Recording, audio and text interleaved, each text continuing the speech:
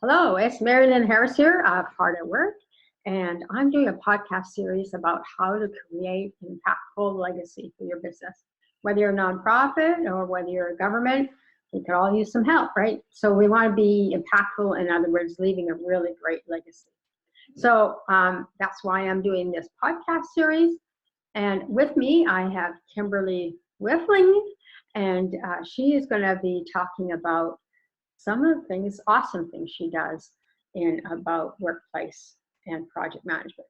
Exciting! Exciting.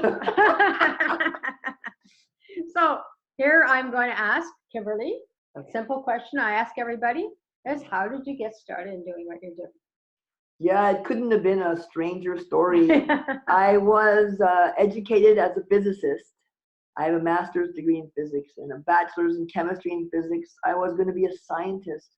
Then I started working at Hewlett Packard in engineering and other kinds of engineering-related jobs, project management, and all of the problems that we had were human skills, which I had none. We don't study human skills in physics. It was what we call the touchy-feely crap. Yeah. So I had to learn all this. Yes. Kindness, happiness, what? No. So I had to learn all of that the hard way. And my one manager, every time I would ask to take such a class, he would say, "Are you going to get a PhD in this pretty soon?" So after I left HP, I went into 3 different startup companies, again, finding that it was all human beings. So when I started my consulting, I started focusing on project leadership, team effectiveness, global leadership, and organizational cultures through a winding path, even in my own consulting. But now I'm firmly focused on transforming organizational cultures from the sick, twisted, dysfunctional work environments which disengage many employees and cost billions of dollars in lost potential revenue and profit to something that's life affirming and that makes a positive difference, right? A purpose beyond profit, a mission that matters, that can solve the problems of planet Earth profitably, right, and thus sustainably. Absolutely. I like that. I love it, actually. Yeah. That's so cool. Because, you know, what you do is just one more person that's really making a big difference in so many lives. You are. Sometimes I wonder. I'm just a tiny blob of protoplasm clinging to a rock, flying through outer space around a big fiery ball called the sun. And while I'm here, I hope I do make a positive impact in some way. Well, just in the mere fact that you went from a physicist, like when I read your bio on a physicist, I don't know her as like that. So this wild, crazy woman, that's who I know. So, you know, in that kind of way, you've probably made a great difference to the science community and the physicists that you used to work with, because now they see you and they say, well, gee, if she can do it, I can do it. Oh, that's an interesting perspective I hadn't thought about, because physics has been pretty low in women's representation. Maybe 2% women for the last 40 years, and not much growth, not like engineering. So yeah, maybe physicists of the world will realize that human skills matter too, because a lot of research requires multiple people in big teams. Look at the Stanford Linear Accelerator. You don't get one person making the big breakthroughs anymore. It really requires the group genius. Right. Everybody's ideas coming together to create that one product or one service. And how did they get there? They had to work with each other. Yes. Right? And they had to find a way to communicate to each other to create that, whatever it was. Right. And if anybody who's tried to communicate with their spouse or partner knows that talking one human to another, even from the same culture, even who speaks the same language, is like a rhinoceros communicating with a giraffe. So what do you think some of the other obstacles and challenges you find when you go in and do your consulting or workshop? Oh, I wish they were highly unique and challenging in every situation. Unfortunately, what I have found resonates with the research done by some of the guys at MIT, Sloan Business Management, where they found that the top causes of failure in global teams, wait for it, it's not technology. The top cause, #1 cause all over the world, is failure to build trusting relationships. Don't you have something to say about that? I would think you would have a comment about that. Yeah, absolutely. You know, like it's all about relationships and it's all about kindness, because what I've learned through my own experiences in business and in my own self awareness is that kindness is really about ourselves. So if we're not kind to ourselves, we can't share it because we're not there yet. You know what I mean? You can't spread it if you don't have it. Yeah, and if you want to build trust with people, one of the things that builds trust is that they can count on you to behave in a consistent way that is in their self-interest, even when they're not with you, watching you. So that building relationships and building trust, I think kindness is a part of that. Of course, that doesn't mean being nice or avoiding the difficult conversations, because it's not kind to ignore something that needs feedback. For example, if I have a big piece of lettuce hanging from my front tooth and I don't know it, and I'm going around laughing and talking and nobody tells me the feedback, by the way, you have a big piece of lettuce on your tooth, that's not kind. Yeah. It would be kinder to say, Kimberly, let me just tell you that something that you're doing, you probably would want to consider changing. Yeah. And that's the same thing for my behavior. If I'm not being effective in my work or my team, someone should take me aside and say, I know you really care about the goals of this team.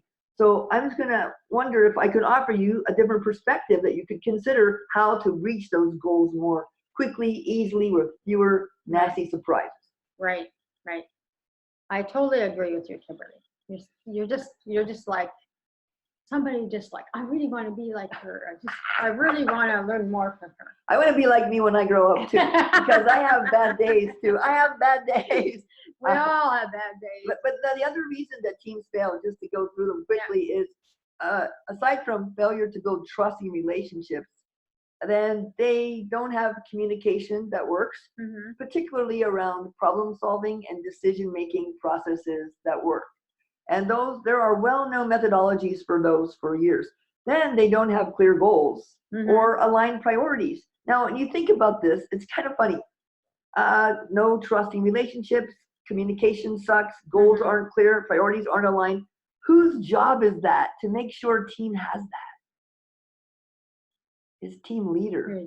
This is completely a failure of leadership. Right. And so what I do all over the world is help people understand management isn't the same as leadership. Yeah. And a group of people isn't the same as a real team. And if you want to have a real team, you better lead from any chair without title or position to make sure your team fails for new and more exciting reasons. Yeah, this I used to, I don't know if I can say this, but I used to always say when I was working with companies is that, the fish rot from head down. I've said that, the fish rots from the head. So if something isn't happening in your organization, the only other person you can look at is yourself. Well, and a lot of people don't feel that way. When I work with individual contributors, sometimes they will complain, hey, Kimberly, yeah, but you should be teaching our managers. Right. And when I got the managers in the workshop, they say, Kimberly, it's the executives who are the problem.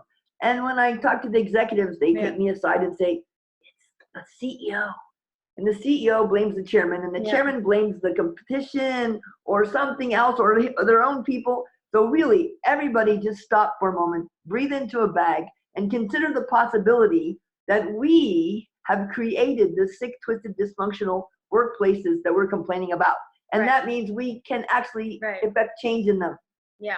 And it can start at the very bottom with the employees first and work way up. But most often, I've seen is always the top down has to.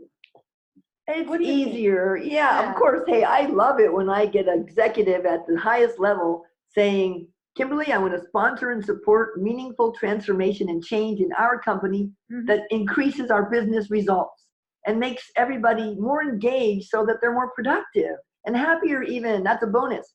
And so here's what I ask them. I say, okay, so I'm going to go and do this work. And if I find out that somehow you have something to do with the problems that we're experiencing here, how do you want me to tell you? And some of the executives will say, yeah, I probably am unknowingly causing some of these problems. But some of the executives I've said this to say, are you suggesting that I may be somehow causing this dysfunctionality? And in which case I tell them, I'm going to refer you to someone else. You're not going to like working with me. Oh I my don't want the God. honest feedback. Well, even Tim Collins said the best leaders, when something great happens, they look at their people and say, my people did it. And when something bad is happening, they look in the mirror and ask, how have I contributed to this? Right, And how can I change it? right. Yeah, no, we all, either as an employee or as an ambassador of the company, we all are delivering a certain message, but if it's not congruent or the same, then it creates more conflict too. And I have a 10-minute exercise that I do with some of our leadership workshops. I put 4 people in a team and 3 levels of hierarchy, 10 minutes, and at the end of 10 minutes, everyone is upset, even if the team is successful. It doesn't take much because goals weren't clear and communication sucks. Right. And if you don't believe that it's really a problem, 10 minutes after this exercise, people say, oh, this is exactly what's happening in our company. Right, right. I so love what you're saying, but I really want to talk more about you. So I know you've been written lots of books, and they're very successful, and you're a great facilitator. So can you share some of your books and all of your other stuff that you do? Yeah, when I was working as a product development program manager, I was curious why at the end of each project, we have what's called a lessons learned, but the lessons were always the same. So I wrote a book, Scrappy Project Management, the 12 predictable and avoidable pitfalls every project faces. And it's humorous and a little bit disrespectful to executives, sorry. I just wanted to put something down there that would be fun to read and also meaningful. And then, fortunately, I started working in Japan, and Nikkei Business Press translated that book into Japanese. I can't read it because I don't read Japanese, but my friends from Japan tell me that the English version is funnier. And then we have a whole bunch of other books like these are all scrappy guides, okay? Other authors who have contributed their scrappy wisdom to the Scrappy Guide, and I hope you'll write Scrappy Guide to Kindness. Yeah, I will. Yeah, for sure. And recently I published this little workbook called Inspired Organizational Cultures because my dear friend and mentor, Dr. Edgar Schein, who kindly has been mentoring me every month for the last 1.5 years or 2 years, he helped me understand that all of my work is all about transforming organizational cultures. And those of you who don't know who Dr. Schein is, he's like 90-year-old father of organizational culture, and he's world famous. So technologists like me would not know who he is, but people who work in the organizational development space would certainly know that name. Awesome. I just love your energy. So tell Some us. people get tired of it. I know. So what type of clients do you work with? Well, for the past 12 years, mostly I've been working with Japanese companies that are globalizing. So consider this. Japanese economy is flat, population is shrinking. If you're a company in Japan and you want to grow your revenues, you can't grow inside of Japan. You have to grow outside of Japan. And then you don't have enough Japanese people to send all over the world to work outside of Japan. So you have to hire crazy foreigners like me and learn to work with us. Woohoo, exciting. So I've mostly been traveling to Japan or someplace else on behalf of Japanese companies every month for the last 10 or 12 years, 1, 2, 3, 4, 5 weeks in a row, until finally 3 or 4 years ago, I said, I'm going to be the richest person in the cemetery. I got to spend some more time at home and not being away 80-90% of the time. So I brought in some of my wonderful colleagues to take away about half of my Japanese work. You know, companies, I'm working with companies like Suntory or Yamaha Motors or Daiichi Sankyo Pharma or Mazda. These are famous Japanese companies. And fortunately, I got a chance to work with them through my agent in Tokyo. But then after so many years, I decided I wanted to focus back more on the Silicon Valley where I can drive to work. I want to drive to work once in a while. So I'm still going all over the world for a few things, but most of the time, over half the time, I'm in Silicon Valley now. Wow, wow. So what do I do for them? Mostly I facilitate work shock therapy. That's what I call it. It's a learning lab where we get people from 10 different countries in the same room, and we learn how to communicate together, build trusting relationships, leadership. It's proven to deliver superior results. 30 years of research from Barry Posner, Dr. Barry Posner and Jim Kouzes at Santa Clara University published this in the Leadership Challenge. 30 years of research showing that leadership is just actions. And if you do these actions more, people will think you're a better leader. So we help them become better leaders, better teams, and understand that that contributes to more engaged employees, which make more business success. And we also add in things like creativity, innovation, design thinking, a little bit of marketing, financial analysis that my colleagues facilitate, and then of course project management, how to get impossible things done. Impossible is just difficult. It just means that you don't know how to do it yet. And less meetings, I would gather. Oh my gosh. Well, Yeah, sometimes I like what Michelle Jackman said about meetings. We should have vegetarian meetings, meat less. But I honestly think that meetings are real work. Yeah. Unfortunately, most meetings are not facilitated effectively. Mm-hmm. So I like meetings that roar, a reason, outcomes that you're committed to, action items, owners, due dates, and some kind of rules of engagement so that people behave in ways that are productive and supportive. So if you do your meetings right, meetings can be real work. And over half of the meetings, I believe, are a complete waste of time. But that's just me. Oh, so awesome. So Kimberly, how can they get a hold of you if they want to work with you? Oh, well, you can call the police. They normally know it. No, I'm kidding, Mom. Don't. I don't want to upset my mother. But so Kimberly at wiefling.com, WIEF as in fun, LING.com is my email. Or you can easily Google for me. I'm the only Kimberly Wiefling on planet Earth, I think.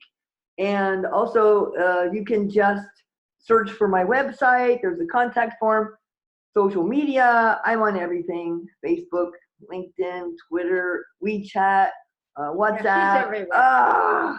Yes, because I work with people from over 50 different countries. So I have to be very flexible. Right. So anyway, I want to say thank you, Kimberly, for joining me on this podcast. I think we had a lot of fun. Did you? I had fun. I really wasn't sure what to expect. And I'm honored that you included me. I want to thank you for preparing me so well and making it so fun and enjoyable. Thank you. Well, that's the way it's meant to be, right? And that's the only message way it's going to be delivered. Right on. To be Thank effective. you. Thank So you. anyway, I want to say thank you for joining us, and we'll be talking with you very soon. Okay, take care and be kind. Oh, cool. Oh. Was it what you wanted?